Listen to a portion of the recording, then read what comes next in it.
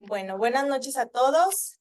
Me da mucho gusto estar en este análisis. No sé por qué se me hizo muy largo del análisis anterior a este.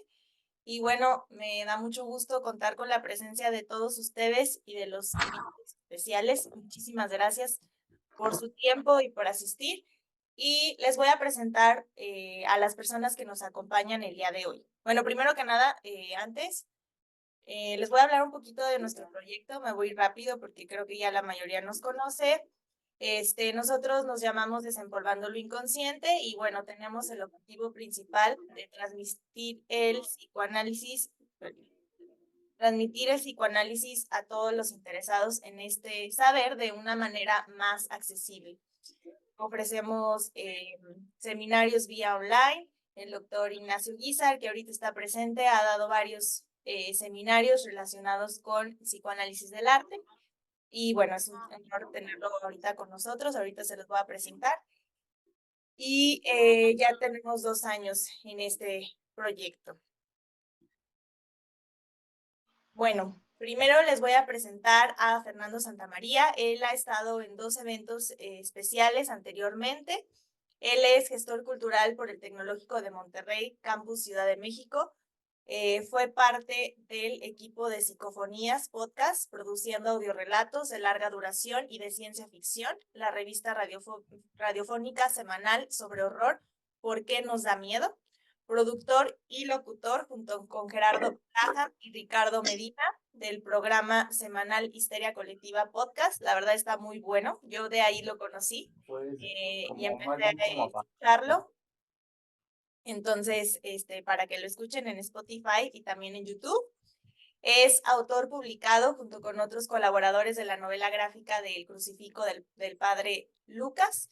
Produjo y realizó los doblajes del Mundo de Steven, Dimensiones Oscuras, Sombras de la Casa Grande, Experimentos Retorcidos y en el relanzamiento del Crucifijo del padre Lucas. Gracias, Fernando, por acompañarnos.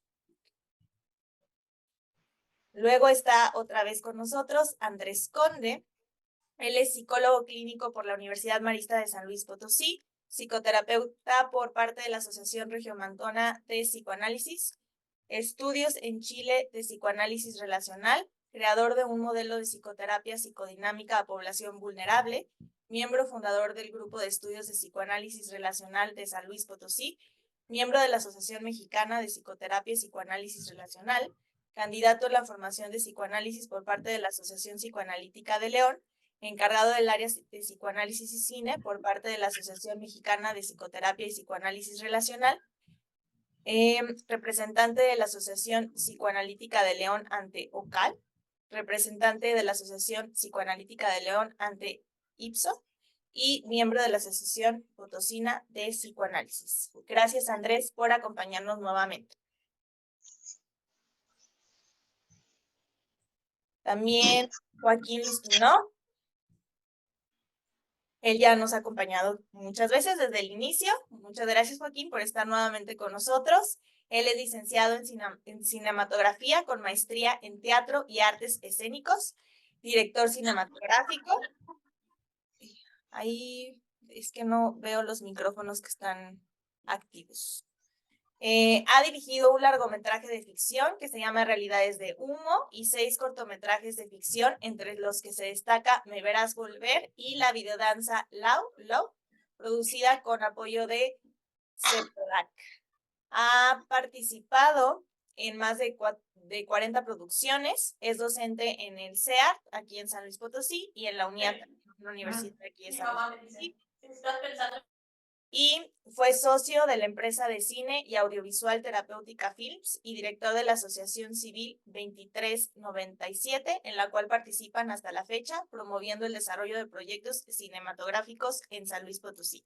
Gracias, Joaquín.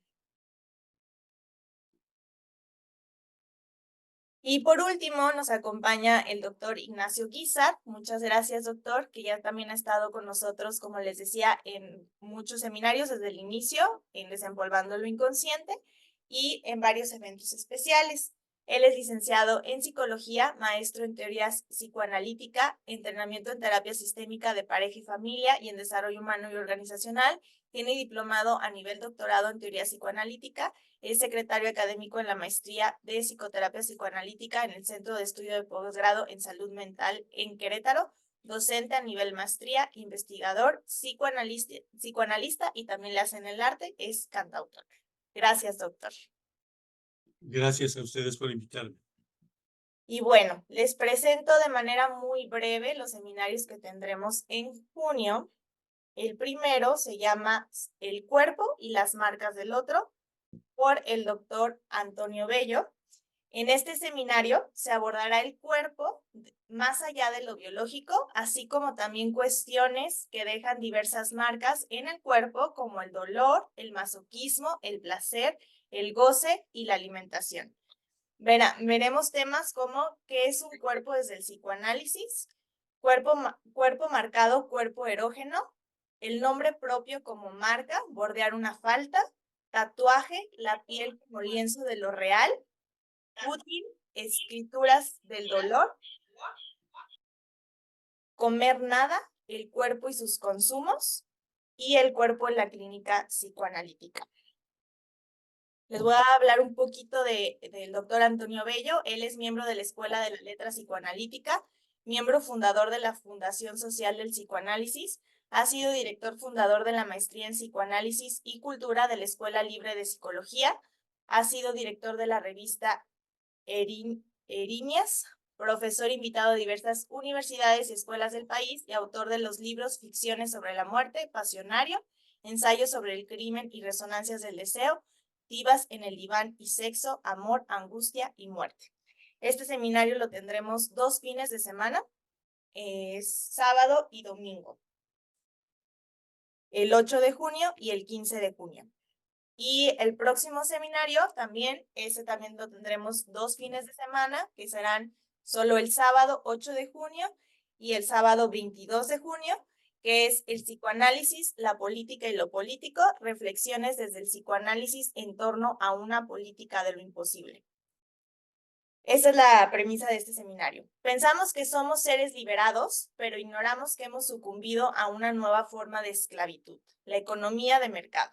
Este seminario se centrará en el campo de la política, se propondrá recorrer la enseñanza de Freud y Lacan con la intención de interrogarlos y problematizarlos, generando con ellos ciertos lazos de diálogo que enriquezcan nuestra reflexión en torno a dichas cuestiones. Se verán temas como el psicoanálisis y la política, sobre la condición del sujeto y la revolución, de la tragedia griega al psicoanálisis, articulaciones entre lo femenino, algunos feminismos y el psicoanálisis, y de la puesta en escena de una política de lo imposible. El doctor Daniel Borja es profesor de la Facultad de Psicología de la Universidad Autónoma de Querétaro, tiene una maestría en psicología clínica por la misma universidad y también es miembro del Foro del Campo Lacaniano de México y tiene estudios de maestría en psicoanálisis por el Departamento de Psicología de la Universidad de París 8 en París, Francia, y doctorado en la misma universidad. Ha participado en diferentes coloquios, investigaciones y congresos y actualmente es coordinador de la AUAC, que es la Universidad Autónoma de Querétaro. Entonces, bueno, los invitamos, les mandaremos los programas por si están interesados. Y bueno, estos son nuestros contactos ya para acabar. Esta es nuestra página de Facebook, de Instagram, nuestro WhatsApp, el canal de YouTube y nuestro mail. En el canal de YouTube pueden ver los eventos especiales grabados por si les interesa. Y ya, sin más, pasamos al análisis. Como siempre, Joaquín, pediría que por favor empezaras un poco a hablarnos sobre este director. Gracias. Hola, ¿cómo están? Disculpen, ando un poco malo otra vez. Eso no se puede. Grave análisis, Joaquín. Exacto, que vaya análisis, que vaya análisis. No, es como... O que se tomen las cubas sin tanto hielo. Eso puede ser, eso puede ser. No, es que Hola, Joaquín. con niña pequeña sale del kinder, se enferma y otra vez me enfermo y así. O sea, es como Ah, todo el rato. Pero bueno, sí, sí. ya que, no, pues bueno, creo que es el director que más hemos hablado aquí. O sea, ya llevamos, esa es la tercera película o la cuarta que vemos. Es la tercera. Tercera, es la tercera película que vamos a ver. Eh, bueno, lo voy a mencionar de nuevo por los que no hayan estado en otras ocasiones. Yorgos Lanthimos es un director griego, es el director, digamos, que es uno de los directores de moda, ¿no? Ahorita está muy en boga su cine, sobre todo con esta película de Poor Things. Es el director que las tres primeras películas, dos primeras películas no las he encontrado. Después, con la que se catapulta es Canino, Dogtooth.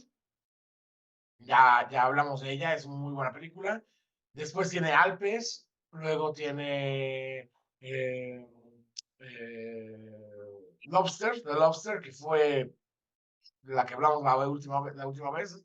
Bueno, o sea, hace como 3 sesiones, una cosa así. Muy interesante película.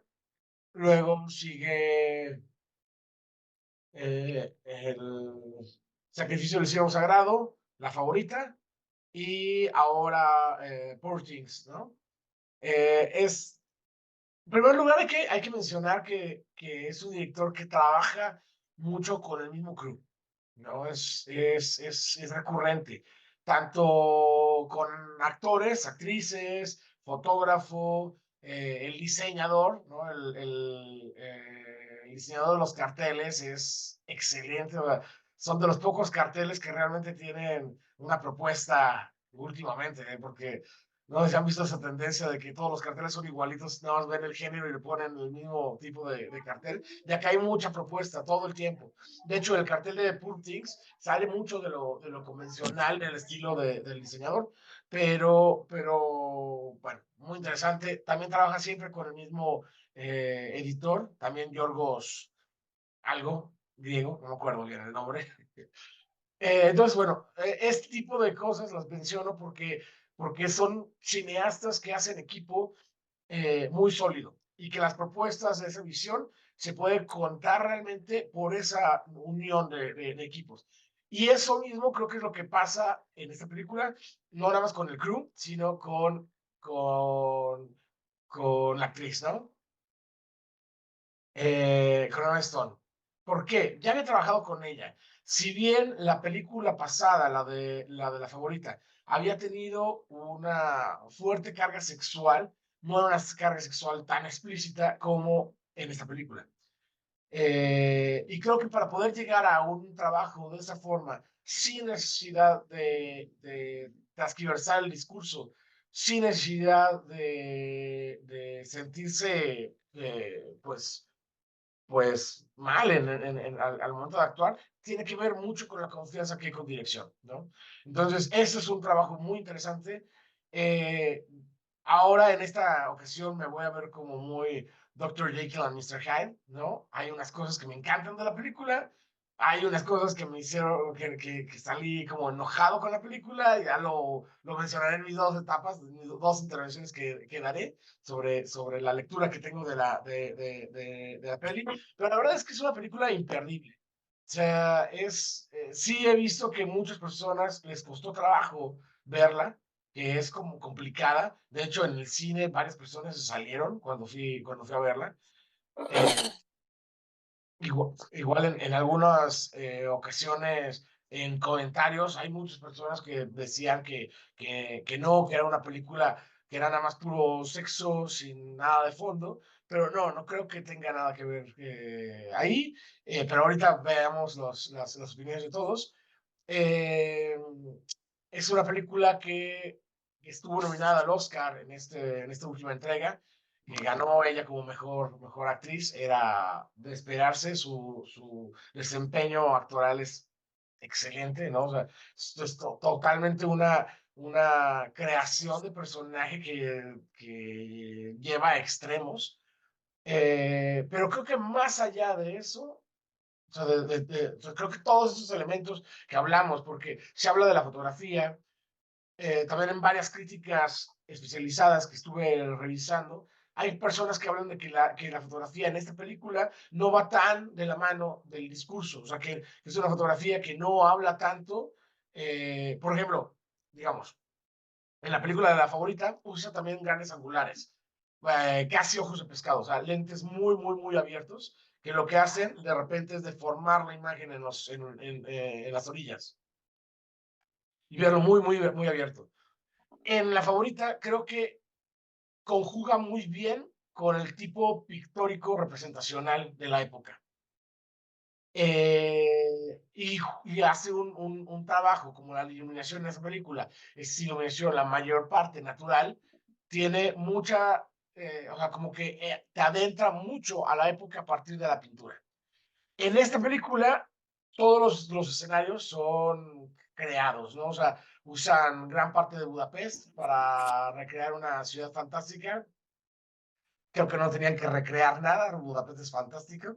Entonces, pero sí, crean otros espacios, crean este crucero, crean una escenografía fantasiosa, bellísima, que también con toda esta parte de la fotografía tan abierta, algunos se perdían un poco, se sentían que no había una relación de lenguaje entre imagen y lo que estaba pasando.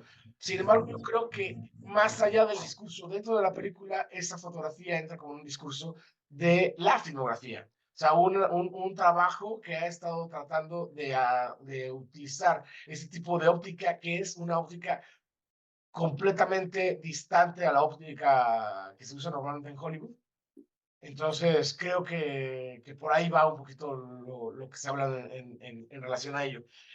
Hay momentos bellísimos donde esta óptica tiene mucho más peso, por ejemplo, en el baile, porque todo se forma alrededor, pero ellos como están en el centro dan muchísimo más fuerza y profundidad. Pero bueno, es una, como introducción a la película, se compara mucho, en las críticas ponían mucho una referencia de un Frankenstein moderno. Yo no creo que tenga nada que ver con un Frankenstein moderno, y eso es uno de los puntos que voy a atacar más adelante, porque sí, o sea, es una persona que vuelve a la vida porque le cambia el cerebro. Eso es lo único que tiene de Frankenstein. Los conflictos, los intereses, lo que tiene de fondo entre aquella novela y esta, no lo veo mucho en la comparativa. Ahorita lo hablaremos, a ver qué tal. Creo que todo lo demás es una mirada de un personaje que es libre. Creo que ese es el primer punto que lleva al personaje de ella. La libertad con la que maneja todo. ¿Por qué? Porque si bien tiene una edad avanzada corporalmente, o sea, no sé, 20 algo, tiene un cerebro de niña y ese cerebro va evolucionando mucho más rápido, sí. O sea, rápidamente va a alcanzar la edad que tiene en el cuerpo. Pero en el momento, en el tramo en el que ese cerebro evoluciona, su comportamiento es de niño.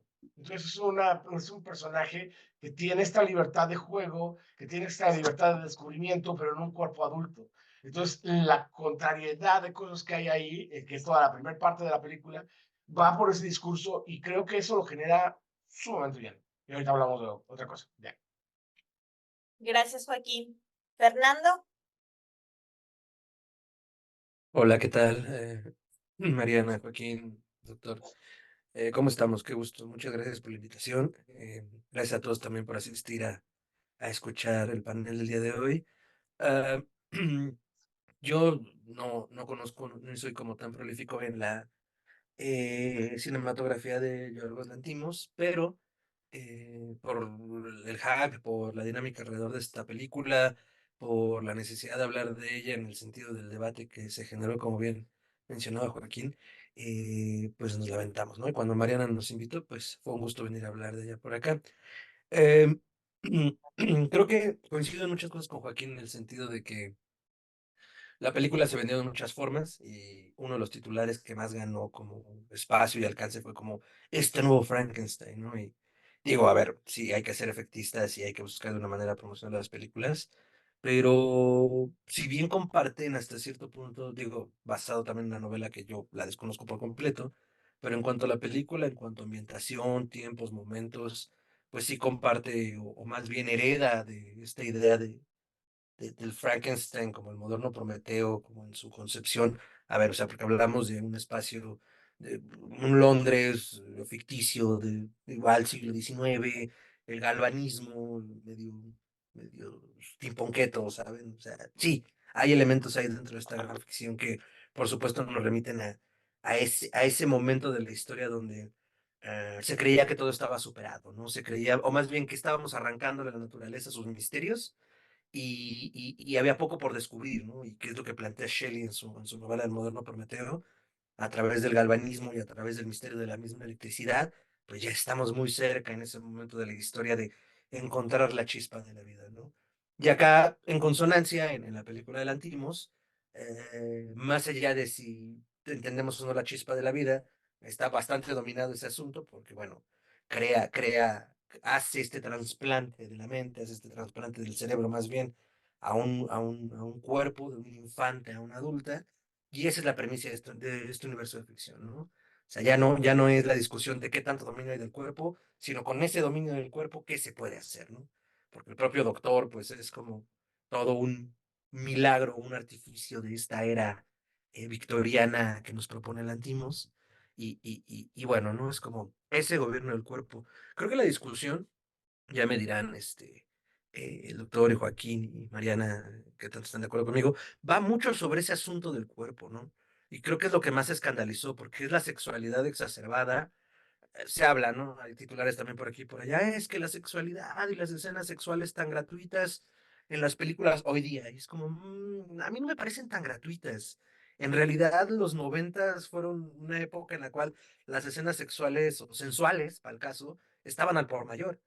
Entonces, Lantimos no está ni polemizando nada nuevo y a las audiencias como que se les está olvidando que, no sé, estoy pensando, por mencionar un ejemplo al aire, como La Reina de los Condenados, o sea, no hay nada más sexual y más sensual en los noventas, ¿no? Por mencionar alguna. Entonces, bueno, volviendo a este punto, creo que mucho del debate y de la polémica, por supuesto, gira alrededor de la sexualidad, pero además desde un punto de vista del personaje de Bella Baxter, ¿no? Cuando ella toma posesión de esa sexualidad, como en todo este proceso de crecimiento, ¿no? O sea, como un nuevo ente a partir del trasplante cerebral, comienza a apropiarse poco a poco de ella, ¿no? Entonces, cuando se fuga en el crucero y el sexo solo es sensual y- y muy centrado en la necesidad del hombre como tal. Ay, qué bueno que seas tan liberal, ¿no? Qué bueno que explores así de ti. Pero entonces cuando Bella realmente toma como posesión de eso que ha aprendido o que entiende por sexo, por poner un ejemplo dentro de la película, o como el más evidente, entonces ya no es atractivo, ¿no? Ya no es sensual. ¿Cómo que el sexo es utilitario? ¿Cómo que te va a ser útil a ti como un medio, si me lo permiten, ¿no? Como un medio de producción, ¿no? En el momento en el que se comienza a prostituir en este burdel parisino, es como, a ver, yo entiendo que puedo hacer esto de mi cuerpo y voy a decidir hacerlo, ¿no?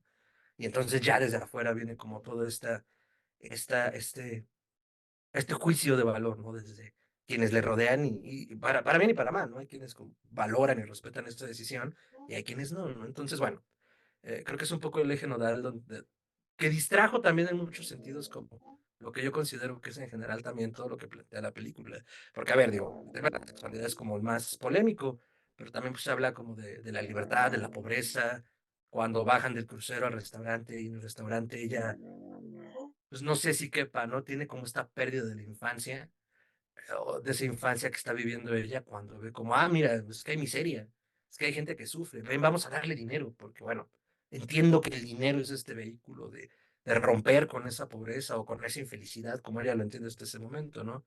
Entonces, bueno, en algún momento con alguien lo comentaba, con algún crítico, igual como, es hasta como estas películas como Coming to Age, muy del cine norteamericano, como la exploración del crecimiento y de los rituales de paso, ¿no? De la infancia a la adolescencia y de la adolescencia a la adultez, que le gusta mucho al cine norteamericano. Y, y bueno, acá es como una cosa muy parecida, pero en términos pues muy de Yorgos, ¿no? Entonces, creo que es como un punto de partida para explorar la película, ¿no? Entonces, eso sería como por ahora.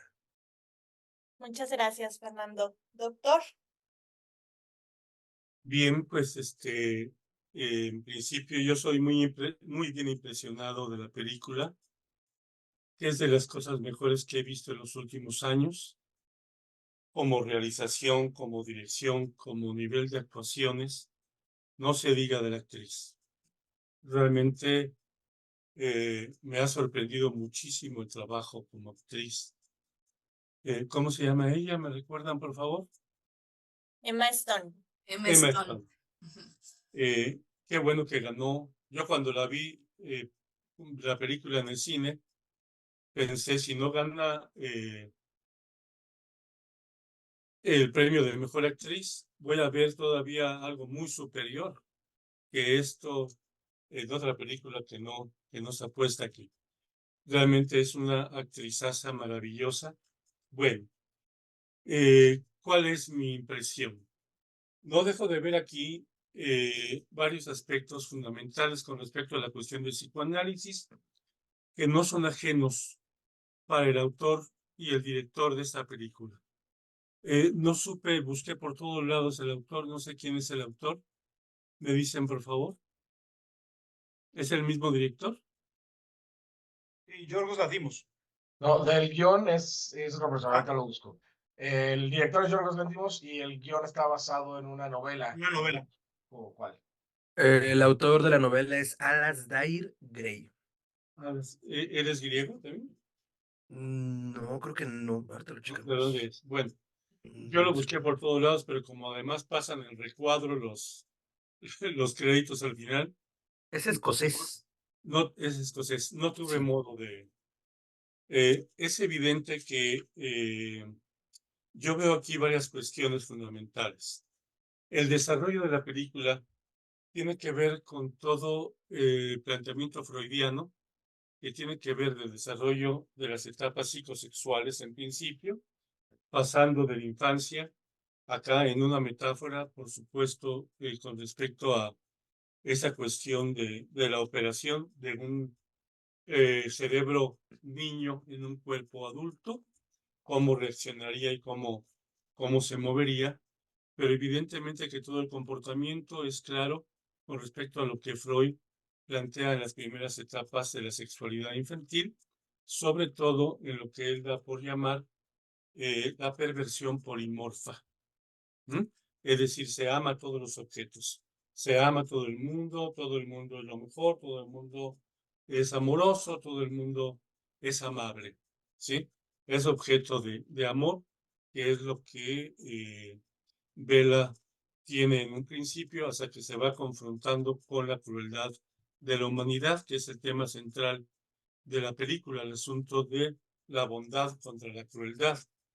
Entonces, aquí me parece que, curiosamente, voy a decirlo de esta manera, me parece, dice que se trata de una afirmación que hizo Jean Piaget, un psicólogo suizo que defendía que él, después nos leemos, me lees todo completo, por favor, Mariana, porque se borró la lectura. No es casual, se hizo el año pasado la película, tengo entendido, evidentemente, pero en este año se cumple precisamente los 100 años del manifiesto surrealista de André Breton, donde fundamentalmente están las propuestas que tienen que ver de Freud y del marxismo que están manifiestas durante todo el planteamiento de la película en el sentido de la búsqueda de la libertad. Y obviamente no deja de toparse cada momento con la cuestión de la libertad. Hablaban ustedes de la cuestión de Frankenstein. Sí, a mí me parece que ella no está planteada como una Frankenstein. Me parece que Frankenstein es el papá de Galt. Él es el que hizo un surcido de hombre. experimentó en su cuerpo, el padre experimenta en su cuerpo. Él sería el doctor Frankenstein, en todo caso. Ni siquiera el doctor mismo, que él aprendió toda esa frialdad y todo ese juego y esa capacidad de cirujano, precisamente, y logra hacer lo que logra hacer y experimentar, que además se atreve a experimentar como lo hizo el padre con él, con esos cuerpos de mujeres, ¿no? Y con los cuerpos que tienen que ser con respecto a la cuestión de su estudio. El cuerpo tiene mucho que ver, por eso no podría ser evitada la cuestión de mostrar la sexualidad a cuerpo abierto, así como muestran la sangre, como muestran el hígado, como muestran el cerebro, como muestran lo demás, la película tiene que ver con la cuestión del cuerpo. Y obviamente está planteada aquí la posibilidad de esa libertad sexual que en Tótem y Tabú Freud va a plantear de cómo el padre primordial decide sobre la sexualidad de los demás sin que él se someta a las mismas leyes. Él puede hacer lo que quiera con su propia sexualidad, elegir al mayor número de mujeres y las mejores mujeres para él. Pero curiosamente deja a los demás con un conjunto de reglas para seguir con respecto a su sexualidad. Eso evidentemente ha sido desde las comunidades primitivas hasta la fecha parte de lo que pueda dar a la ley, a la cuestión religiosa y demás, que intenta regir nuestra sexualidad en función de un control social. Y aquí aparece por todo el proceso, toda vez que se dice eso se ve mal en sociedad, eso no es para una mujer educada, eso no es el asunto. Ahí, pero también a la vez se critica. La educación va a matar tu alma. La educación te va a destrozar. Claro, porque va a destrozar la cuestión de la pulsión sexual, que es lo que está de manifiesto todo el tiempo en la película, que me parece maravilloso. Y no podría presentarse solamente con beso la pulsión sexual. Habría de mostrarse como se muestra, y me parece un tino precioso por parte del director, porque todas esas imágenes, muchas veces sensuales, otras veces bastante dolorosas, es decir, del campo del goce, del campo del goce desde el punto de vista lacaniano, en el sentido que tiene que ver con el dolor, con el sometimiento, con la crueldad, con el dominio, como lo dice el militar que fue esposo de Victoria, ¿se llama? La esposa que se ahogó. Sí.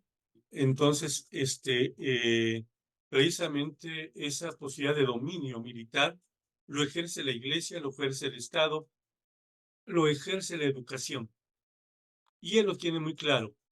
Y por eso la pistola aquí siempre la tiene en la mano de una manera paranoica, incluso para dominar a la mujer, para tenerla bajo su dominio.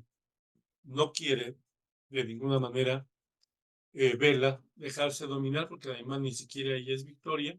El pensamiento es de esa nueva Bella que tiene que ver como hija de Gat.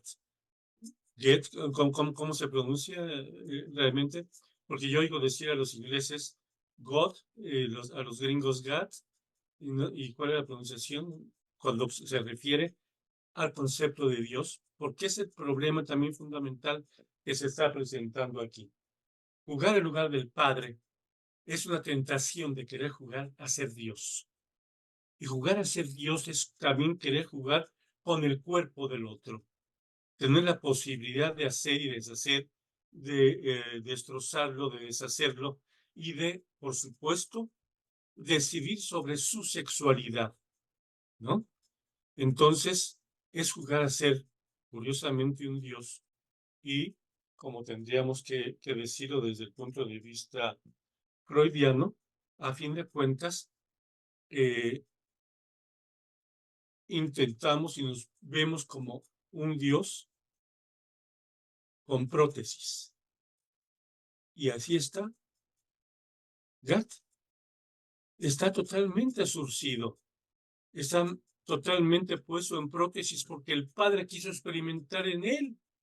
incluso tiene que estar conectado para comer, ¿no es cierto? Porque el padre tuvo que incluso clavarle los dedos de la mano en una caja metálica para probar si los huesos dejaban de crecer o no dejaban de crecer. Es decir, el cuerpo como experimento del otro, el cuerpo como posibilidad. Y en este juego, evidentemente, la medicina como ciencia objetiva, ciencia de lo objetivo, en contra de la otra parte que tiene que ver con la cuestión del arte. A mí me encantó la imagen, toda la imagen virtual, todo el juego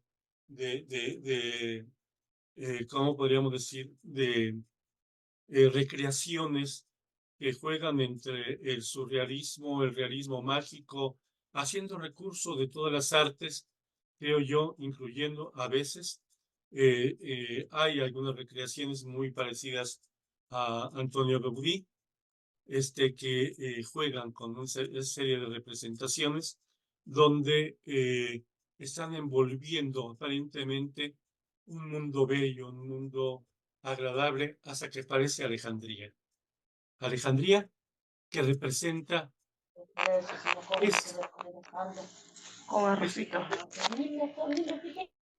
ese gran contraste con respecto a la cuestión de la riqueza, del dinero, que la pone a Bella en una crisis tremenda cuando ve morirse a los niños, quiere ir a rescatarlos. Qué imagen tan maravillosa cuando quiere correr, bajar las escaleras y la escalera está rota, no pueden llegar.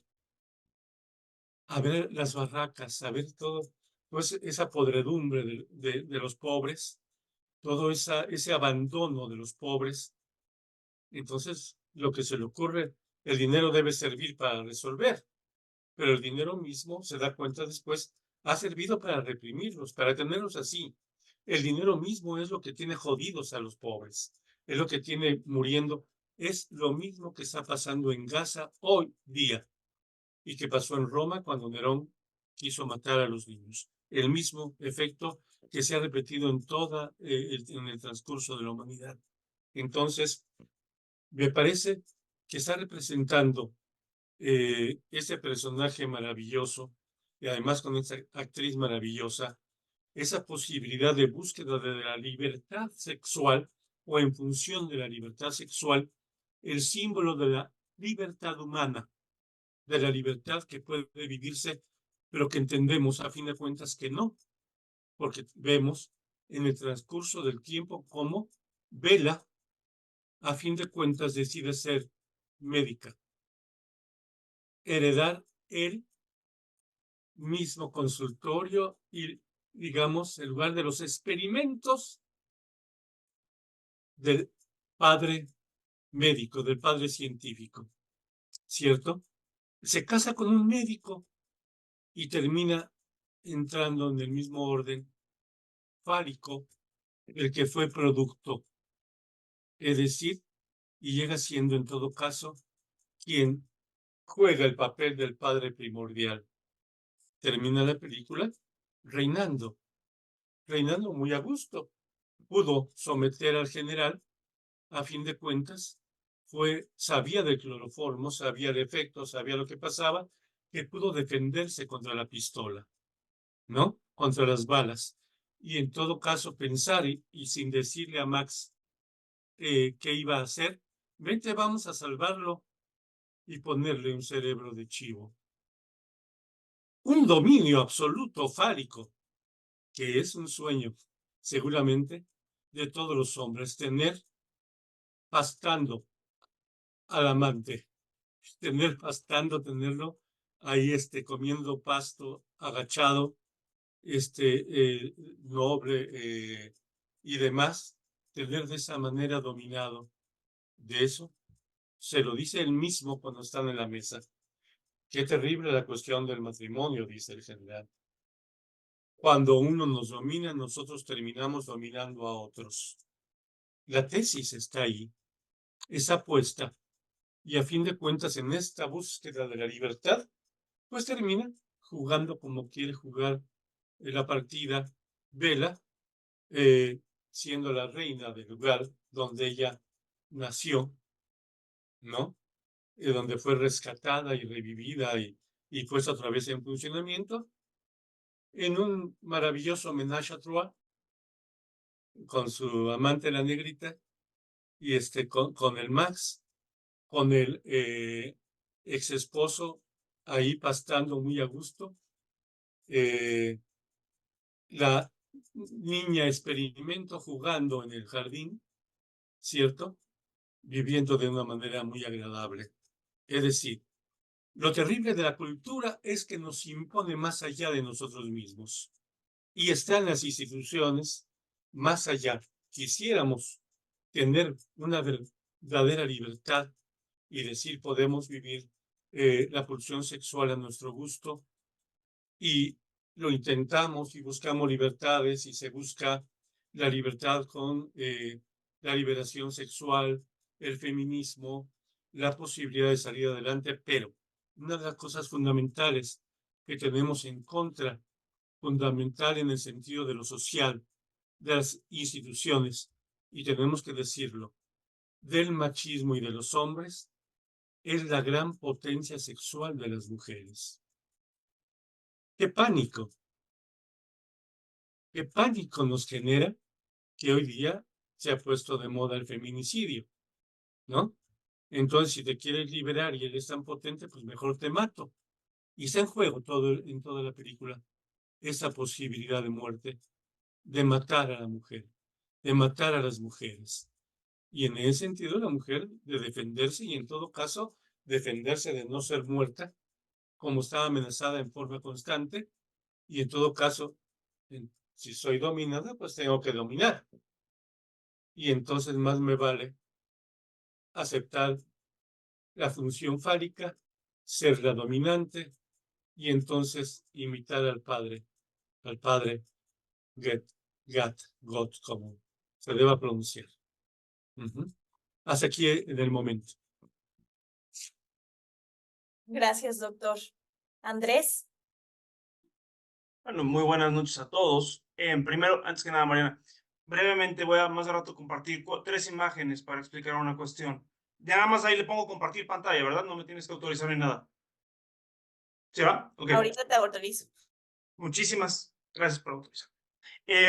Bueno, al igual, creo que es una gran película. Como decíamos la vez pasada, quienes nos acompañaron, Yorgos Lanthimos es uno de los favoritos de la casa, y que irónicamente esta, creo que a quienes nos gusta Yorgos Lanthimos, no es nuestra favorita de Yorgos Lanthimos, porque ya es una versión mucho más, vamos a decirlo, popera, de lo que es el típico cine muy oscuro de Yorgos Lanthimos, que normalmente los finales de sus películas son extremadamente oscuros.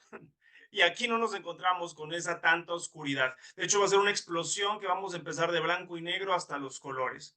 Cada quien, como se pueden dar cuenta de los comentaristas, ha tenido una lectura muy particular, lo cual invita a cierta riqueza. Y en mi caso, lo que yo estaba pensando era en términos del desarrollo en psicoanálisis. O sea, pensemos que el concepto de desarrollo en psicoanálisis ha evolucionado enormemente a través de los años. Y como ahorita había una versión freudo-lacaniana, yo voy a pasarme más una versión de la Escuela de Relaciones Objetales, principalmente. Como sabemos, ¿no? La Escuela de Relaciones Objetales marcó que el desarrollo del ser humano, en lugar de ser las fases psicosexuales que proponía Freud, lo pasó por el término de posiciones. Posiciones que Melanie Klein le llamó la posición originalmente esquizoparanoide y la posición depresiva. Ahorita lo voy a explicar para quien no le sea tan familiar. Pero en términos generales es un proceso en el desarrollo en el cual, y hay muchísimas gracias, Joaquín, por algo que dijiste. Para el psicoanálisis no existe la libertad. Todos estamos atados a nuestro inconsciente. Ahora, lo que sí puedo decir es que el personaje de Bella Baxter efectivamente se hace cargo de sí misma, que eso ya es un gran cambio. Ahora, la película, hay algo extremadamente freudiano, no sé si alguien lo notó. Como sabemos, Freud habló muchísimo del bebé como un ente que le daba un sentido de adulto, ¿no? His Majesty the Baby, etc. Y aquí estamos ante obviamente tenemos que suspender la incredulidad para poder entrar en el universo de Yorgos Lanthimos, que es ¿Qué pasaría si un neonato, porque no es una niña, es un neonato entrando en el cuerpo de un adulto? Con la potencia de un cuerpo adulto, ¿qué puede hacer un infante recién nacido? Y esa es una cuestión que creo que es muy, muy interesante. Porque últimamente ahí sí, distinto al Frankenstein, que era una situación de podredumbre, degradación, me refiero al monstruo Frankenstein, que en la novela se llama el monstruo, es correcto la intervención del doctor Guizar, que es, el doctor es el doctor Frankenstein, y en el libro es el monstruo, ¿no? Pero el monstruo es la podredumbre andante. Aquí no estamos en eso. Ahora sí, voy a iniciar con lo que va a ser mi visión de un modelo de desarrollo que podemos ver a qué punto llega. Primero, a ver si por aquí está, creo que ya. Sí se ve la imagen, ¿verdad? Bueno. Sí, ok, muy bien. La imagen que... Mejor, ya listo. La imagen es de del primer arco, que si recordarán, se juega en blanco y negro y con tomas a veces desenfocadas. Eso nos invita a pensar lo que inclusive Thomas Ogden pensó que se le denomina la posición autística continua. ¿Qué quiere decir esto? Son los elementos más prototípicos del ser humano, que por ejemplo, Tostin hablaba de que eran las defensas y los elementos autistas del ser humano, donde todavía no podemos encontrar a un otro.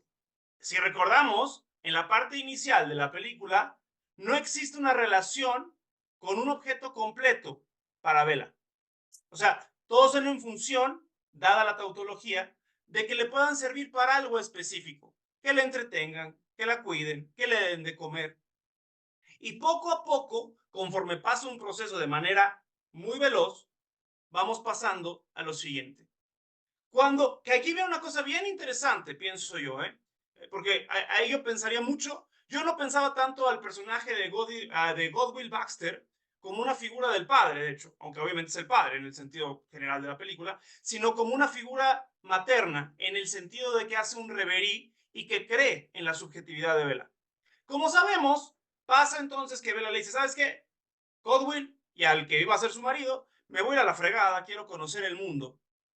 Y entonces ahí viene la parte polémica de la película, donde entonces vemos una Bella exuberante con una tendencia compulsiva típica de lo que sería entonces la posición esquizoparanoide. Como recordaremos, la posición esquizoparanoide, el sujeto tiene una división del mundo entre el pecho bueno y el pecho malo. Y en términos más actuales, hablaríamos de experiencias gratificantes y experiencias no gratificantes. No hay puntos medios. Cuando las cosas se viven con dolor, es un extremo. Y cuando se viven con gratificación, son otro extremo. La película, por ejemplo, creo que eso lo muestra de una manera muy interesante, la parte de la sexualidad. Importante decirlo, ¿eh? La primera parte de la película, que es cuando ya llega a la ciudad y está con el Mark Ruffalo ahí tirando despapalle, es un sexo desenfrenado, totalmente inconsciente, donde ella ni siquiera sabe realmente qué está pasando, distinto a lo que va a pasar luego cuando ejerza su lugar en esta parte de que hasta el chiste dice, ¿no? Que ella es su propia forma de producción, en la parte de que ella se dedica al sexo servicio durante algún periodo, ¿no? Durante este periodo, entonces, lo que vemos es que todavía Bella funciona a través de gratificación, no gratificación, gratificación, no gratificación. Obviamente con el cuerpo de una adulta que le permite agredir y hacerle un tipo de cosas, donde nos encontramos con lo que va a ser la evolución a la posición depresiva. Antes de pasar a la siguiente escena, me gustaría decir un breve paréntesis histórico, que Donald Winnicott cambió el concepto de la posición depresiva a la posición de concern, le llamó, que en las obras de Winnicott le llamó posición de preocupación. Su discípulo argentino, y que fue supervisando con él, Alfredo Painsera, decía que la mejor forma de poder entender la posición depresiva kleiniana y luego winnicottiana es traducirla con el nombre de compasión. Compasión. Y ahí justamente nos encontramos que conforme hay una evolución y que la paleta de colores va aumentando, pasamos de blanco a negro, luego a esta paleta de colores que es muy brillante, muy brillosa, justamente Alejandría, ¿no? Nombre del capítulo, donde Bella se enfrenta a la realidad del mundo, que es el dolor. Donde ella pasa, justamente pienso yo, de esta omnipotencia que cree que todo lo puede, a este lugar donde ve el sufrimiento del otro. Que a ver, el sufrimiento del otro siempre ha estado presente en su vida, pero es hasta este momento que ella puede comprender el fenómeno que tiene enfrente, que es absolutamente de inicio devastador, de inicio. Porque la primera intención en ese momento es, déjame ayudarlos. La reparación maníaca que se intenta hacer, justamente por eso en esa cuestión del dinero, y donde interesantísima la toma, porque justamente cuando está siendo cargada por su cuate este que le enfrenta a esta situación, la toma empieza en un retroceso y la cámara nos va alejando del dolor de Bella. Simbólicamente eso podría representar que la omnipotencia que vive el infante, creyendo que todo lo puede, cae y se da cuenta que hay una responsabilización subjetiva de su existir. A partir de ahí, por cierto, la película cambia otra vez de paleta de colores y se hace un tono más grisáceo. Subrayo, no, o sea, no es gris, para nada, sino que los tonos del estrambótico del segundo arco pasan a un tono medio genial, donde a mi juicio, a ver, déjeme quitar esto, me lo quito un segundito, ya, donde a mi juicio lo que sucede es que ella es capaz de, por un lado, entenderse a sí misma y entender al otro. Que subrayaría una cosa bien importante en la discusión, ya para no robar más tiempo y que justamente todos podamos compartir, que creo que siempre es lo más interesante. Subrayaba la parte que para que haya una función donde el sujeto puede pasar esta culpa depresiva que le permite la reparación real del mundo, porque pasamos ahora de una vida donde hay una pulsión desembocada a una conciencia de la acción. Que, a ver, por supuesto, lleva un punto muy extremo en esta parte que convierte al general en una cabra y todo el asunto, puede ser. Sin embargo, lo que vemos es un sujeto que se hace cargo de su existir, con los elementos que tiene a la mano. Y una cosa que ahí me parece fundamental y sumamente winnicottiana, el lugar de Goodwill Baxter. El doctor Guizar ahorita apuntó algo que me pareció muy bueno. Yo la verdad no había tenido tanto en cuenta para lo que estaba pensando decirles hoy, el tema del trauma de Goodwill Baxter, hasta que ahorita lo dijiste. Entonces, creo que es bien interesante porque a pesar de que él pudo haber atado a Bella, porque cuando Bella llega y le dice en el paso del primero al segundo arco, oye, yo ya me voy, quiero ver al mundo. Él le dice, yo te podría atar, pero él le dice, pero eso haría que te odiaría por siempre. Y entonces sucede algo que es extremadamente winnicottiano, que es pasamos de la preocupación materna primaria, es decir, donde la figura materna cuida en un exceso de forma psicótica al infante, donde hay un acto de fe, donde uno cree que el sujeto puede encargarse del mundo y la madre permite que se aleje. La figura materna me refiero, ¿no?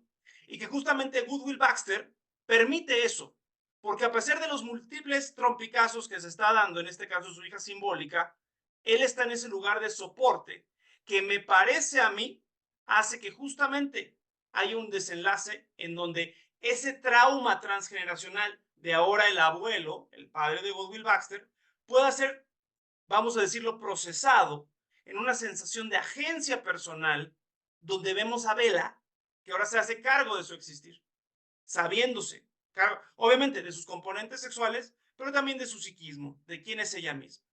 Entonces, yo ahí le dejo y ahorita comentamos más. Muchas gracias, Andrés. ¿Alguien tiene algún comentario? Puede ser también de los que nos están acompañando.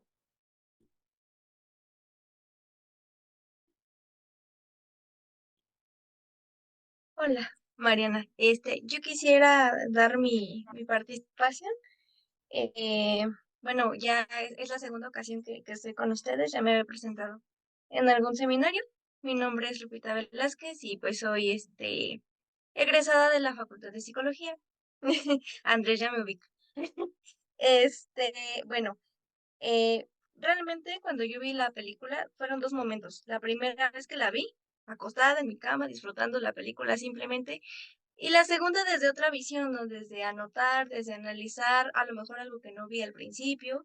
Entonces quiero compartirles un poco de mis notas. Em, Me parece una película muy artística, es algo que ya habían comentado, realmente visualmente es muy atractiva. Em, y creo que también los colores son importantes para entender como estas etapas que Bella tiene en su vida, empezando, por ejemplo, dentro de la primera infancia o bien incluso podría decirse desde su momento de bebé, ¿no? ¿Por qué? Porque desde, bueno, los primeros meses de vida sabemos que, o bueno, la ciencia, por así decirlo, los médicos nos dicen esta parte de que al principio no vemos colores, vemos en blanco, vemos en negro, no enfocamos la visión. Entonces creo que también el que la película nos muestre esos colores al principio juega mucho con eso. Y poco a poco, ¿no? Va habiendo un cambio de colores con respecto a todo lo que involucra.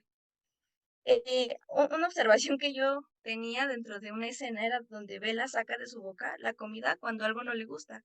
Y es bien curioso porque yo tengo una niña y eso hace cuando algo no le gusta. Realmente puede probarlo, pero pues no le gusta y lo saca, ¿no? Es muy infantil el asunto. También hice un poco, observaba también a este personaje, al doctor Godwin Baxter. Me parece que si bien hacía una función en mi punto de vista, al principio cuando veía la película, de paterna a materna, realmente él no buscaba, ¿no? Esta parte de ser padre, de educar a Bella. Para él, Bella era un experimento. Y él lo dice en algún momento, ella tiene libre albedrío, ¿no? Él quería ver qué hacía Bella sin que él estuviera de alguna forma como invadiendo desde su deseo, ¿no? A Bella. Entonces, es muy interesante esa parte. Realmente también observaba que desde que entras a Star Plus te dice en las hipnosis que veas la vida fantástica de Bella, ¿no? Y realmente sí, es fantasía, es fantasía, pero tiene mucho que analizar, ¿no? Desde que incluso estas observaciones que hacía Max McCandles de que aprende 15 palabras al día. Yo decía que, bueno, yo pensaba, enriquecedor, ¿no? Porque hay veces que nosotros, con tantos años de vida que tenemos, no conocemos tantas palabras o no las sabemos utilizar y ya tiene un lenguaje muy exquisito dentro de lo que es la película. Y su cabello, ¿no? Que crece 2 centímetros cada 2 días. Me parece muy interesante. Y bueno, ya entrando dentro de esta etapa infantil, la parte donde Bella quiere ver el mundo, me parece que lo quiere ver en esencia y en territorio, ¿no? Que es lo que se analiza después. No solamente quiere conocer qué hay en el mundo, sino a conocer, creo también, como decían, la crueldad, la bondad y bueno, al final lo descubre, ¿no? También siento que hay cierta imitación con respecto a Godwin, que al final, como bien dicen, ¿no? Termina siendo pues médico. Entonces es muy interesante. También nos muestra esta parte dentro de la etapa infantil, por así decirlo, de Bella, el descubrir el cuerpo propio, ¿no? La masturbación en la infancia y esta parte de la sociedad educada, que podría yo hablar de la sociedad religiosa, podríamos hablar de la moral, podríamos hablar de la ética, ¿no? Donde ella, al pensar, es un experimento, no hay una cuestión de que alguien le ponga un límite, le diga esto sí, esto no, mira, sino que como que ella lo va descubriendo, ¿no? Con respecto a lo que los demás de repente suelen decir de lo que es la sociedad educada. Em, y decía algo, no recuerdo quién, no anoté aquí quién dijo esta frase de que la sexualidad del hombre, fue Godwin, ya me acordé, que la sexualidad del hombre es básicamente inmoral, ¿no? También yo creo que es muy interesante que todas estas escenas sexuales que nos mostraron eran en cierto punto necesarias para poder entender muchas cosas, ¿no? De este mundo y del mundo de Bella. Entonces, al escapar con Duncan, me parecía o me hacía pensar, porque incluso es cuando cambian los colores, ¿no? Cuando ya está con él, ya hay un color. Me hacía pensar, estará entonces en una etapa tal vez adolescente, donde de repente queremos escapar de nuestros papás, queremos escapar de lo que es correcto y queremos como que tomar camino y descubrir por nosotros mismos hacia dónde vamos. Me hacía pensar un poco si estaba Bella tal vez en ese momento. Aún quería conocer el mundo, aún quería comerse el mundo. Y sí, realmente es muy interesante cuando ella llega a este momento, ¿no? Donde puede visualizar a los pobres, me parece que hay una pérdida de inocencia que no se conserva nunca más, que todos en algún momento vivimos, ¿no? Como bien decían, ya no es todo color de rosa, ya no todos son buenos, ya no todo es caricaturas y colores. De repente descubrimos la crueldad humana y los alcances que puede tener, y pues eso de alguna forma rompe nuestra inocencia y se la lleva, ¿no? Entonces, eh, me hacía pensar en esta frase muy usada, ¿no? Entre más conozco al mundo, más me decepciono. Entonces, como que Bella, justo, ¿no? Tuvo un momento muy doloroso en ese momento. Y bueno, también quería decir esta parte muy divertida sobre Duncan y sobre la religión, ¿no? Que Duncan creía que Bella era un demonio enviado para castigarlo como penitencia por todos sus pecados, por ser un promiscuo. Era muy divertido porque al final también llega a estar encerrado, ¿no? En una especie de hospital psiquiátrico, de manicomio. Y es muy interesante cómo llegó a ello, ¿no? Cómo fue para él Bella, toda esta parte religiosa. Hay otra parte también donde ya pasando a una escena donde Bella ya está en París, donde se está prostituyendo y llega a un punto donde dice ella, ya no puedo sentir nada, y menciona una despectiva ira.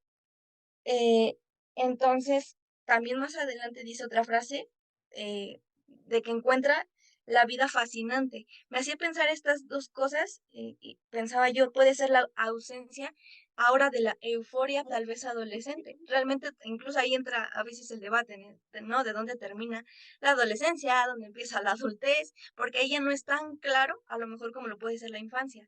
Entonces, de repente puede haber también una pérdida de esta euforia adolescente de quiero descubrir, quiero hacer, y ahí tal vez una resignación, ¿no? Como lo bien decían, de pues no puedo salvar a los pobres, no tengo ni dinero para mí, ¿qué hago? Pues como que hasta lo olvida, ¿no? Como que lo deja en segundo plano y ya no es tan doloroso. Entonces, es muy interesante eso también. Ahora, otra parte también, y ya final, con respecto a Godwin, siento yo que descubrió el amor con Bella. No lo conocía, su papá no le mostró ningún acto de amor, fue todo crueldad y él lo replicaba, ¿no? En los cuerpos, porque si bien era médico, no había una sensación de voy a cuidar, voy a ayudar, voy a salvar al enfermo. Era una fascinación por el cuerpo, por la sangre, por el cortar, ¿no? Que incluso Bella tenía el principio de que muertos para Bella, ¿no? Y no había incluso un respeto tal vez por el cuerpo, sino era la fascinación del cuerpo. Entonces, esta parte que al final, ¿no? Ya en su momento de muerte, Godwin descubriera el amor en Bella, ¿no? Y descubriera que realmente podía ser amado, porque Bella lo amó desde su esencia, no le interesaba su aspecto físico ni a qué se dedicara, lo amó desde el principio. Entonces, pues sí, es muy interesante también para mí ese personaje. Y bueno, también incluso, ¿no? Podríamos hablar, como bien decían, de otras cuestiones psicoanalíticas como pues sí, ¿cuál era el tratamiento para la histeria antes, ¿no? Esta cuestión de la masturbación asistida y que en su momento este militar quería mutilar, ¿no? A Bella, quería cortarle el clítoris para liberarla de toda esa pulsión sexual y es interesante, ¿no? Cómo es la visión que tenían o que se puede tener aún de la mujer, ¿no? De su potencia como mujer. Entonces, pues a mí realmente me gustó mucho la película. Pude ver como que todas estas etapas psicosexuales de la infancia en Bella, muy artística y me hizo pues analizar muchas cosas. Realmente me gustó mucho. Hasta ahí llega mi participación y pues muchas gracias. Muchas gracias, Lupita. Muy interesante todos tus comentarios. Muchas gracias. Hay una mano levantada. Josué, Sí, hola, buenas noches. buenas noches. Gracias, es muy interesante todo. Son dos comentarios. Uno, cuando logra hacer esta operación del cerebro del bebé, ponerlo en el de la madre, me parece como una metáfora linda de la transmisión del deseo. Y vemos que la historia de la madre era estar atrapada con este general, cómo ella tiene, sin poderlo pensar, un hambre de libertad, ¿no? Un hambre de conocer y de moverse en el mundo. Y después con la cicatriz de la cesárea, ella empieza como a tratar de simbolizar su historia y decir, bueno, lo que me contaron tal vez sea cierto, tal vez no, y regresa a la raíz por la enfermedad de su padre o que ya está a punto de morir, para después poder simbolizar esto que se transmite de generación en generación. Y una pregunta que quiero a ver quién me ayuda, porque por más que traté de simbolizar una parte de la película, no pude, que es el eructo del padre de esta burbuja que sale, no pude simbolizar de alguna forma, ¿no? Muchas gracias. Gracias, Josué. ¿Alguien le quiere contestar a Josué?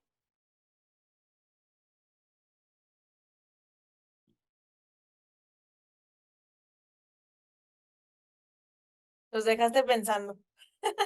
Del erupto no tengo idea, también me quedé pensando mucho sobre ello, pero sí sobre justo lo que estás hablando alrededor de este pasar el cerebro a la madre. Ya ven que dije que había dos cosas, una parte que me había gustado y una parte que no me había gustado mucho. Por ahí vamos un poquito. Se me hace interesantísimo lo que se logra al momento de darle vida a partir del bebé y darle vida a ella.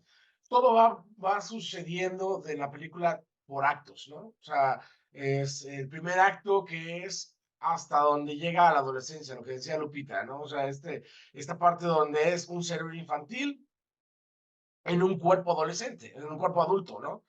Que va jugando con todo y todo es goce, y como es un experimento, ahí es donde entra un poquito esta parte libre, entre comillas, libre que no tiene en relación a lo social de los demás. O sea, la que está ayudando en la casa no puede masturbarse como se masturba Bella, ¿no? O sea, ¿por qué? Porque hay un planteamiento social que delimita que eso no se hace, pero ella no lo sabe porque es niña. O sea, es un bebé.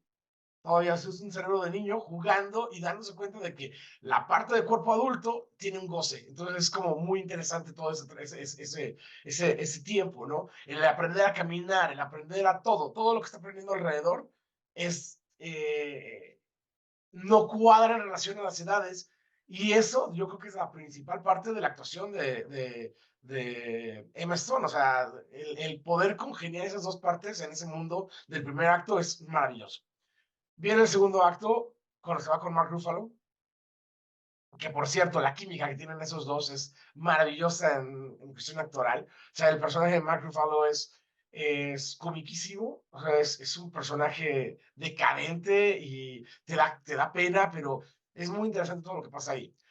Lo que ocurre con todos los hombres alrededor de Bella en toda la película es que todos sufren, no sufren de tortura o algo, no, todos terminan sufriendo por ella o sufriendo por algo cuando ella ni siquiera los está pelando. O sea, ella es lo que yo hablaba un poquito de lo libre de ella. No tiene la atadura con todos, sino con el doctor le dice, pues sí, nos casamos, pero primero déjame, voy a, a disfrutar un rato, ¿no? Y luego regreso a casarme contigo. Cuando se va con él, el otro le dice todo el tiempo, no te enamores, y el que termina enamorado es él, ¿no? O sea, y ella está disfrutando, y cuando encuentra algo más, se va a ir porque no está pensando en las consecuencias de nada de lo que está pasando alrededor.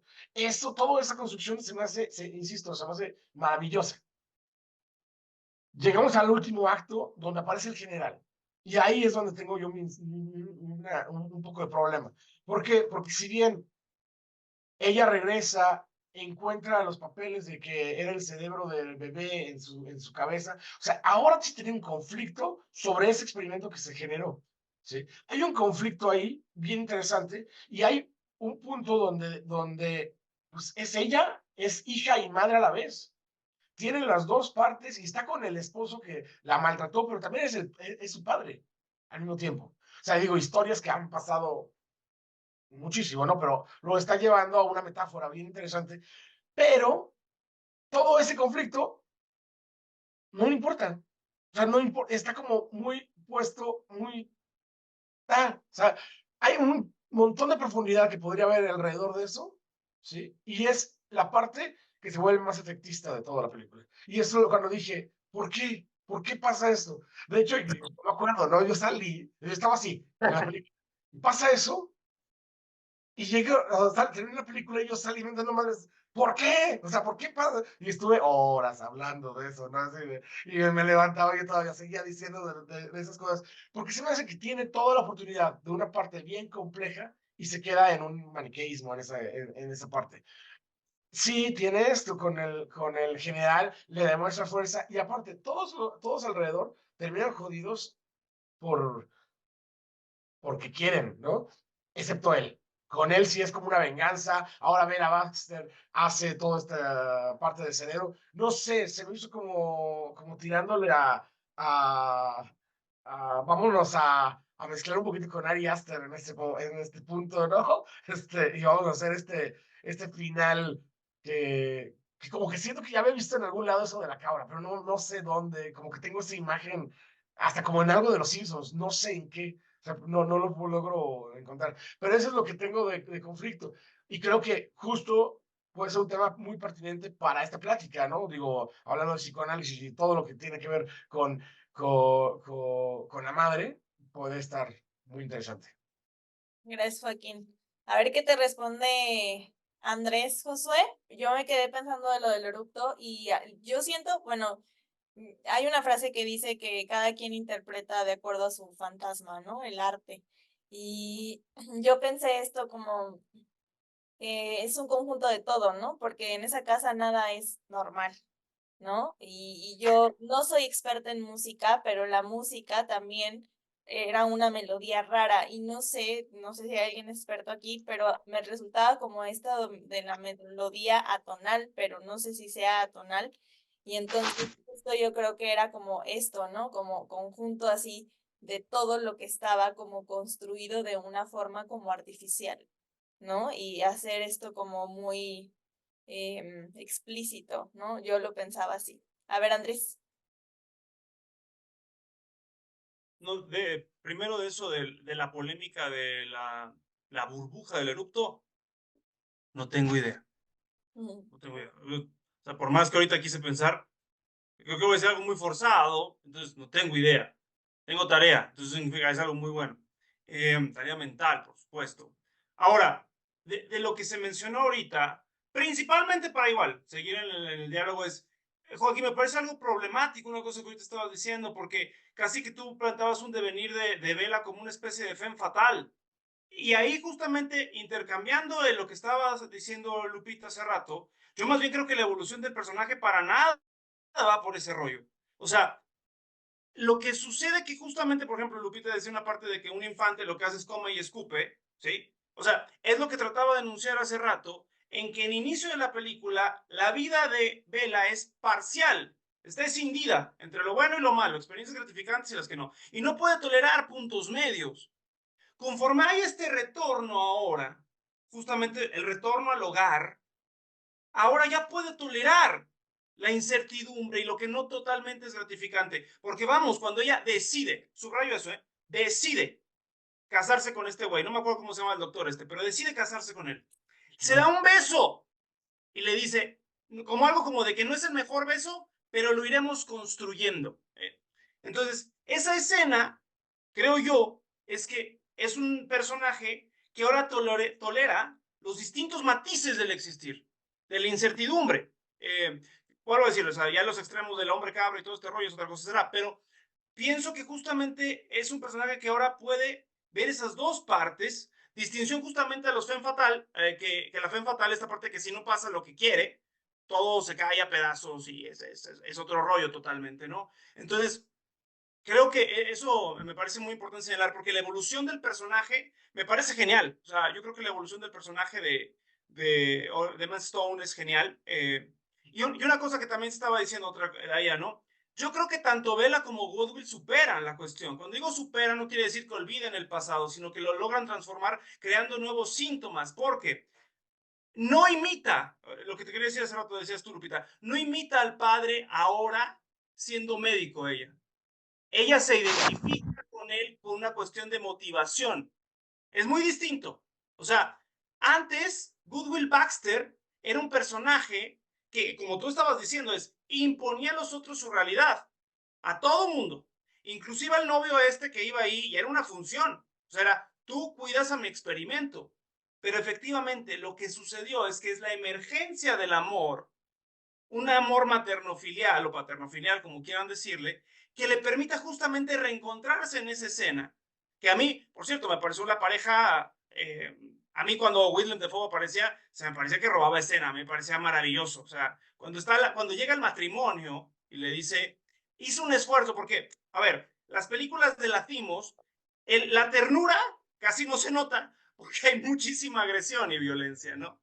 Pero la escena donde él llega y dice, bueno, Bella está a punto de casarse y Godwill llega, se levanta con un bastoncito y le dice, Godwill, ¿qué haces aquí?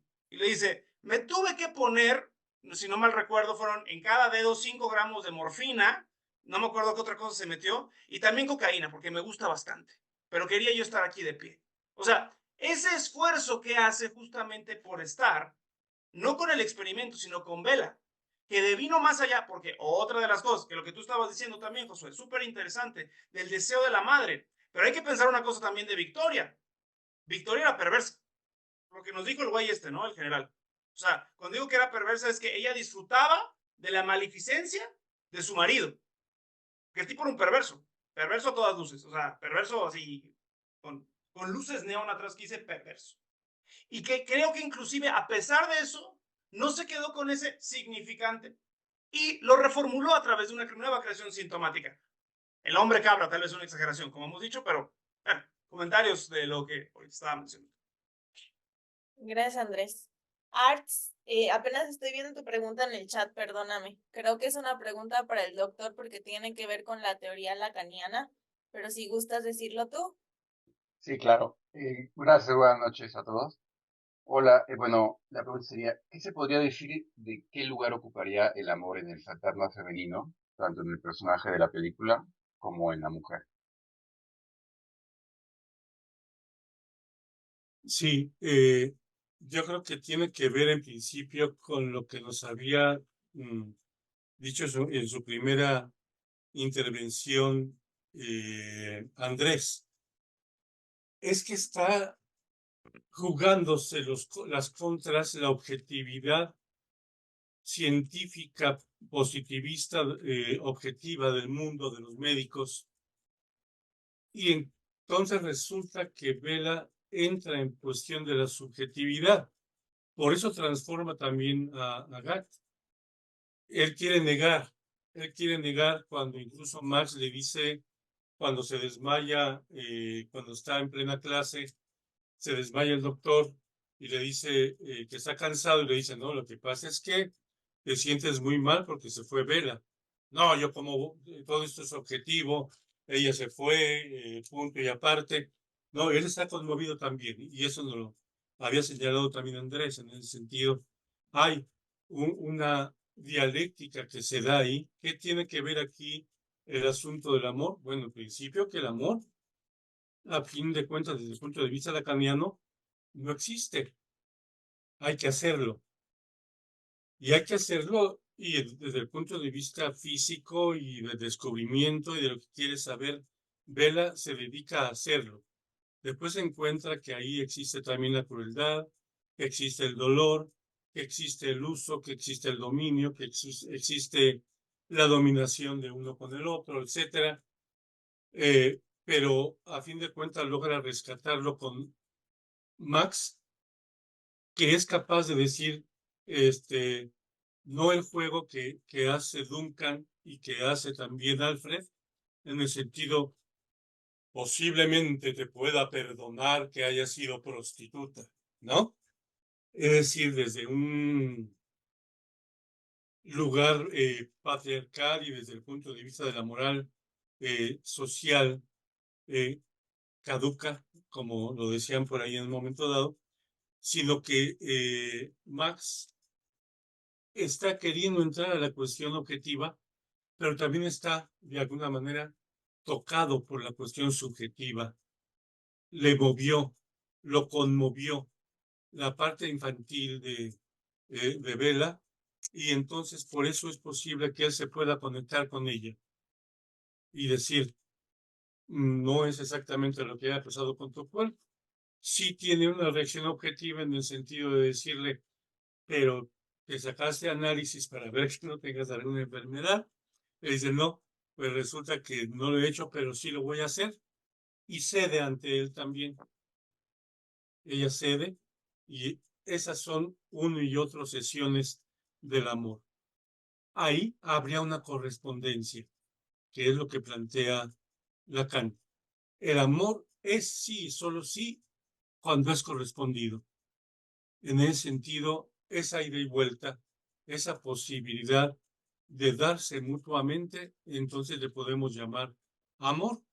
En ese sentido, Bella es agradecida porque le salvó la vida con todo y que se enoja de saber la historia de madre, dice, pero siempre, aunque recuerde eso con dolor, voy a recordarte con amor porque me preservaste la vida.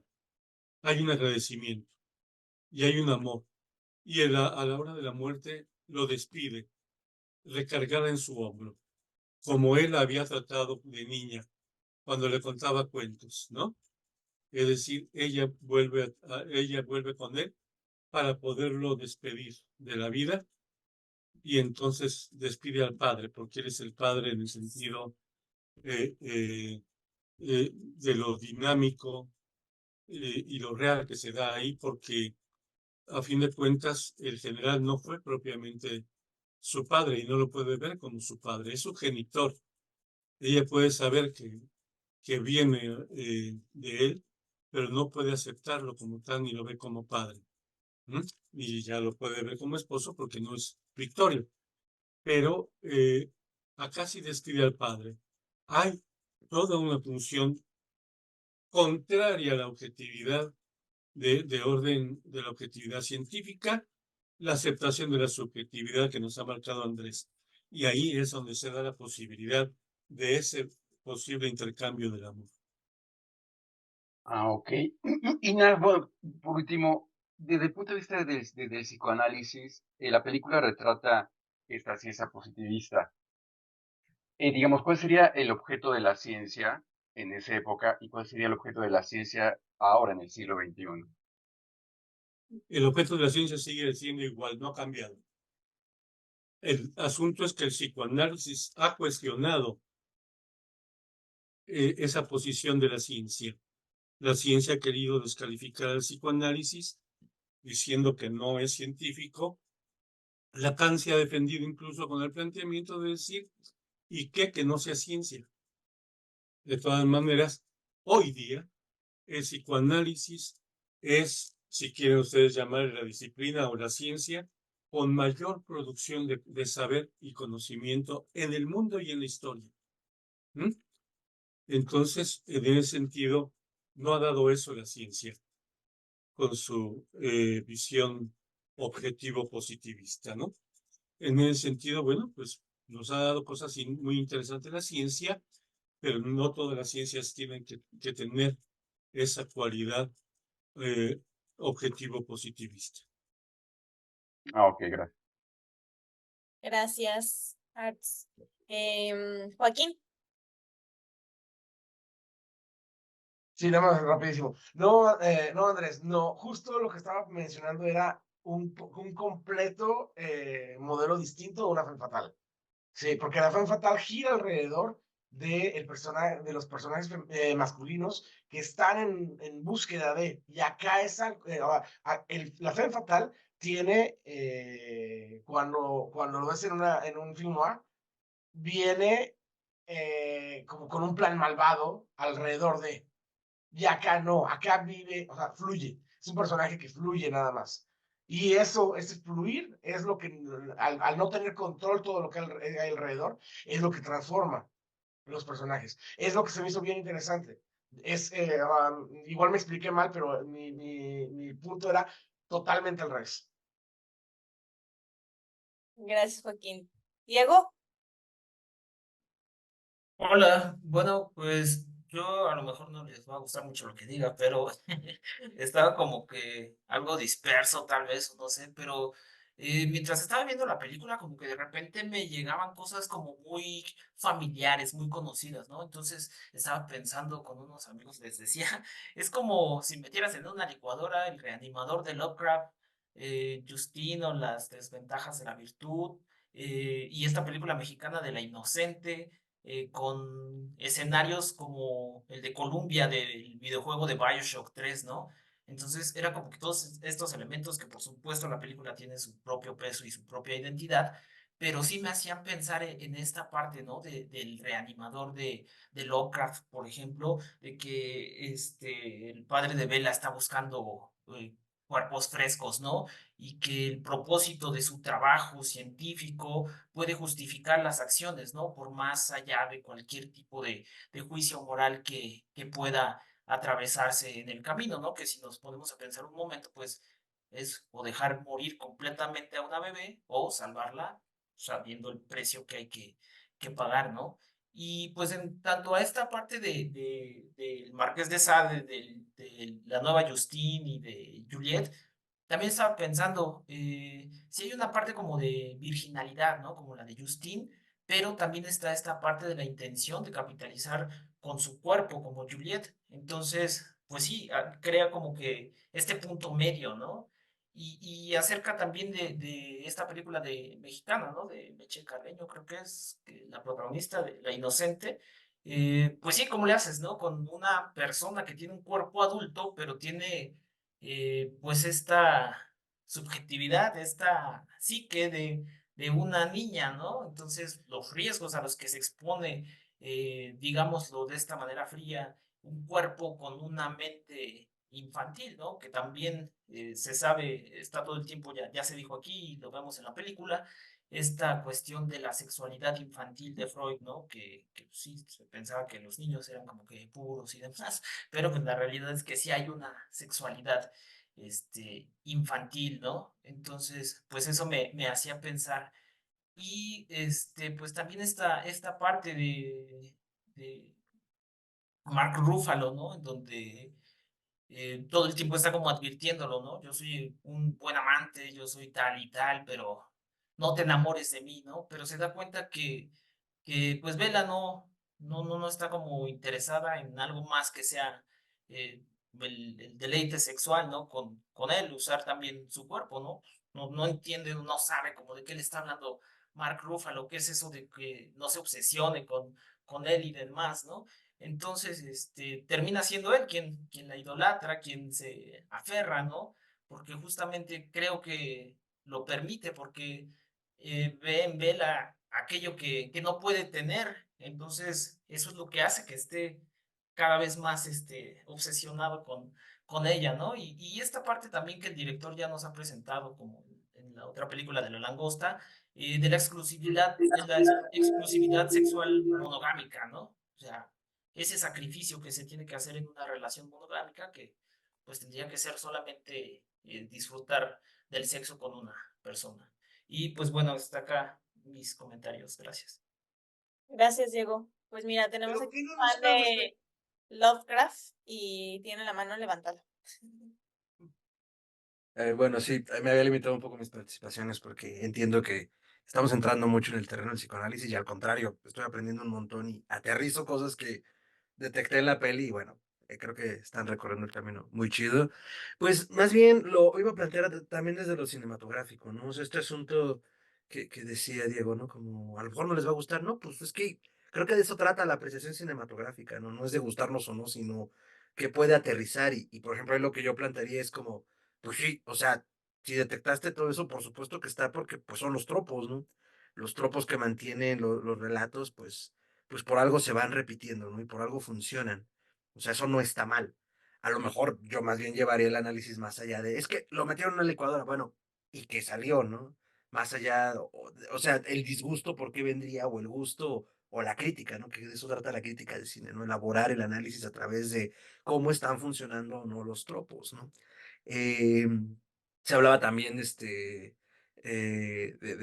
este eco que tenía esta otra película, ay, se me fue, Joaquín al seguro ahorita se acuerda, de los 80s donde reconstruyen una mujer muy a lo Frankenstein, Frankenhole, creo era, es que no me acuerdo bien, pero también hizo mucho eco como, es que es una copia de esa peli, es como, bueno, también acordémonos que nos estamos contando las mismas historias 8 o 10 historias desde hace 5000 años, ¿no? O sea, desde los griegos. Pues más bien lo creativo se elabora sobre cómo nos las contamos, ¿no? Cómo reelaboramos sobre esos tropos.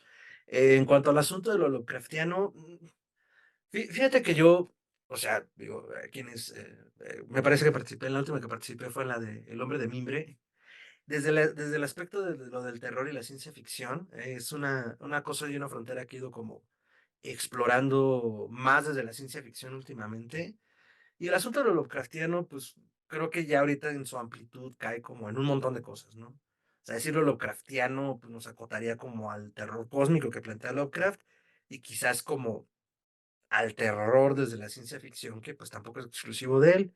Entonces, más bien yo lo acotaría y por eso hacía como mucha alusión como en qué universo se mueve. Hablaba de lo steampunk y hablaba como de la Inglaterra victoriana del siglo XIX, porque fue en ese momento de la historia donde la humanidad, insisto, ¿no? Como creíamos tener todo dominado y que la ciencia ya nos estaba dando los últimos atisbos, que también es sobre lo que elabora Lovecraft y es donde rompe esa frontera a principios del siglo XX, pero más bien yo creo que juega con el concepto más estricto de la ciencia ficción o especulación sobre la ciencia, ¿no? Que es como más desde donde viene de la literatura, ¿no?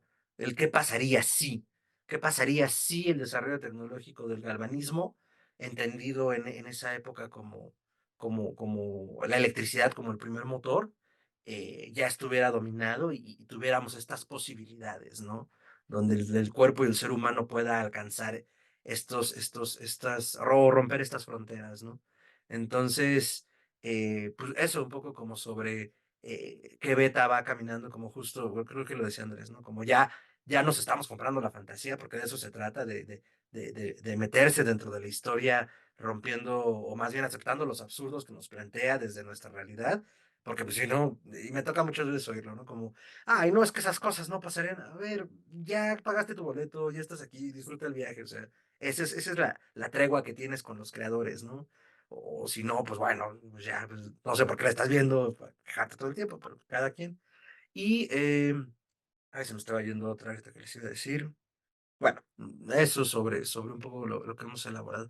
Ah, bueno, y nada más para acotar, lo que planteaba al principio también y que han elaborado pues muy bien el doctor Andrés y los demás, el asunto de desde dónde viene, ¿no? Esa crítica hacia lo falocéntrico, eso me pulsaba cuando les hablaba al principio de la sexualidad, ¿no? Y que ya lo plantearon muy bien.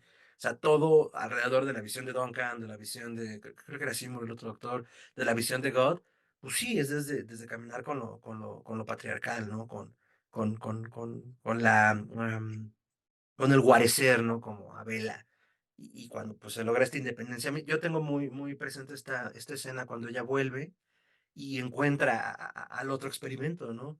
Y se le queda viendo con mucho horror y asco y les dice, lo hicieron de nuevo, malditos enfermos, ya como desde el otro polo, ¿no? De donde empezamos cuando no articula ni palabra y se orina, al ya tomó toda esta toma de conciencia en su proceso de crecimiento mental y ya como, pues más allá de la autoconciencia, ¿no? Ya como una conciencia plenamente crítica y bueno, no sé, igual si quieren elaborar los demás sobre esta parte esa escena en particular a mí fue como, dentro de todo lo que han conversado, como ya el culmen, ¿no? Donde ella ya está, pues muy plena de sí misma y bueno, se confronta como un poco a suerte de prueba de fuego, por llamarlo de alguna forma, pues cuando tiene que enfrentar al capitán, ¿no? Entonces, pues eso por ahora.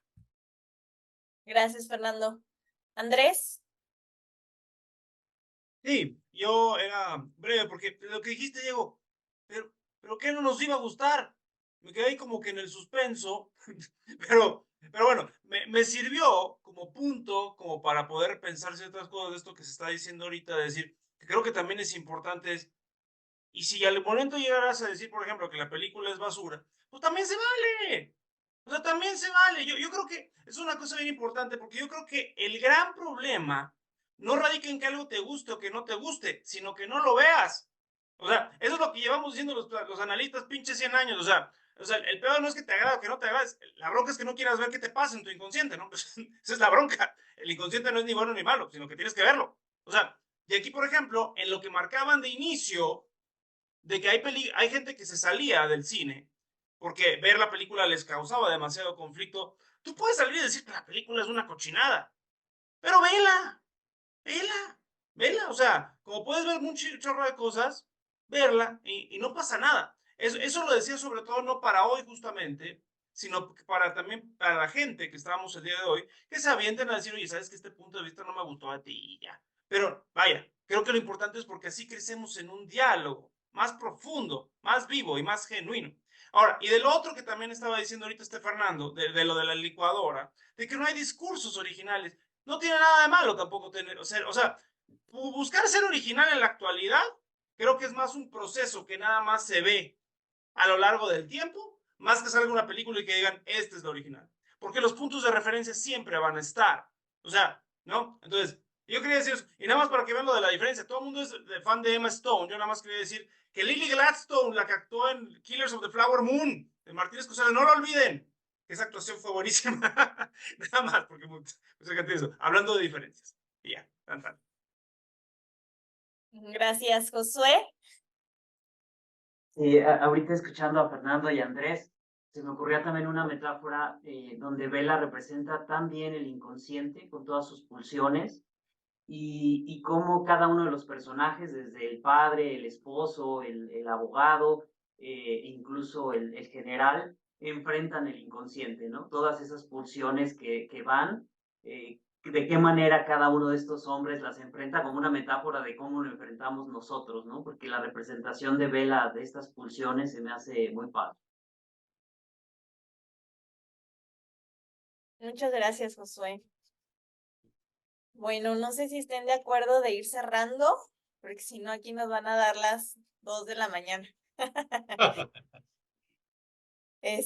Igual Andrés, porque también ya se tiene que ir. Si quieres tú empezar a dar tus conclusiones, Andrés.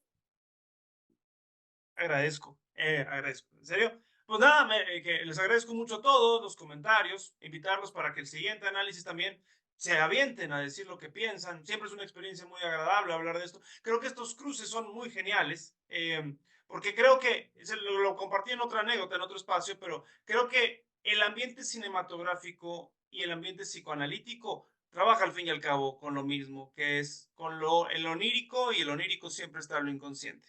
Entonces, es una muy buena experiencia. Agradezco a los ponentes, agradezco los comentarios.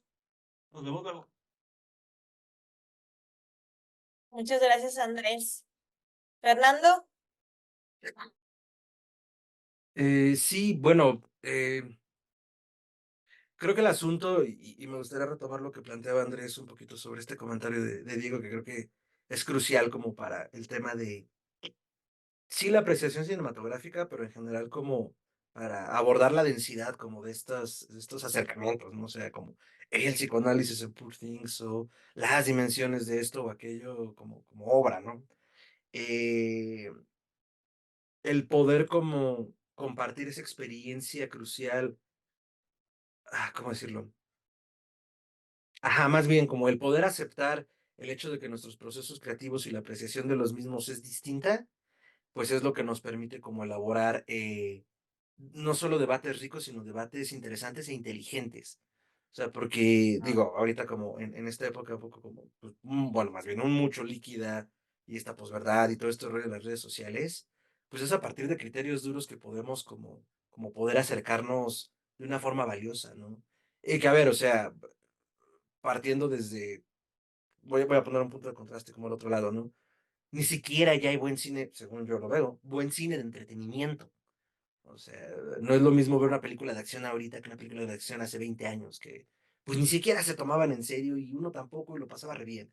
Entonces, vaya, como el poder como penetrar todas esas capas desde la presión cinematográfica creo que es crucial, ¿no? Y un poco apuntalando esto hacia Poor Things, o sea, a mí me encantó la película desde todo lo que me movió, ¿no? Desde el asco, desde la náusea, desde la risa, desde el planteamiento filosófico, como yo lo aprecié de Bella, ¿no? De partir de una edad, de partir de que no sabemos qué está sucediendo, bueno, ya sabemos dónde está parada ella también, y bueno, vemos cómo lo resuelve hasta el asunto como por ejemplo, incluso en el final, ¿no? Yo con este rollo de la cabra, yo juraba que como ya en el asumir este poder, por decirlo de algún modo, del ser médico, pues más bien iban como a darle una oportunidad a God en el cuerpo del capitán, ¿no? Habría sido como muy interesante eso. Y cuando veo la cámara fue como, claro, ¿no? O sea, a ver, eso no es lo que hubiera querido, pero estamos en el reino del absurdo y es un absurdo como muy bien puesto, ¿no? Que nos mueve muchas otras cosas como eso, ¿por qué la cabra, no?